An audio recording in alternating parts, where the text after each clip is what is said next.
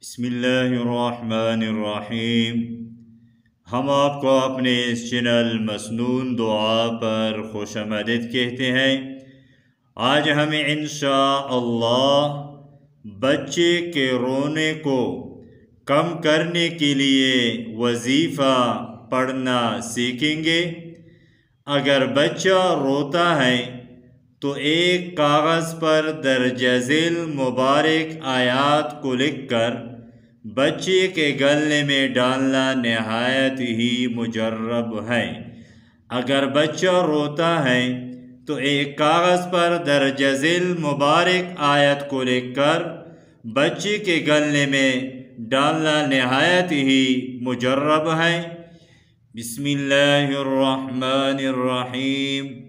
وَهَذَا كِتَابٌ مُصَدِّقٌ لِسَانًا عَرَبِيًّا وَهَذَا كِتَابٌ مُصَدِّقٌ لِسَانًا عَرَبِيًّا لِيُنذِرَ الَّذِينَ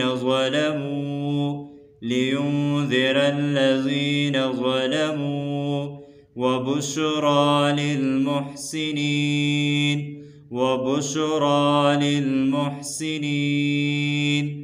إِنَّ الَّذِينَ قَالُوا رَبُّنَا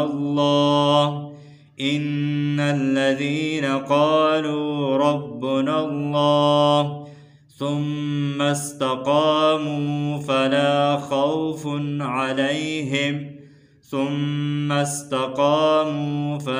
خَوْفٌ عَلَيْهِمْ وَلَا هُمْ يَحْزَنُونَ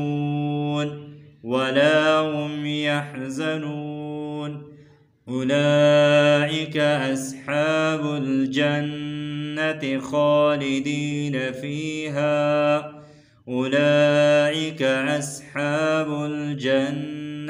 خَالِدِينَ فِيهَا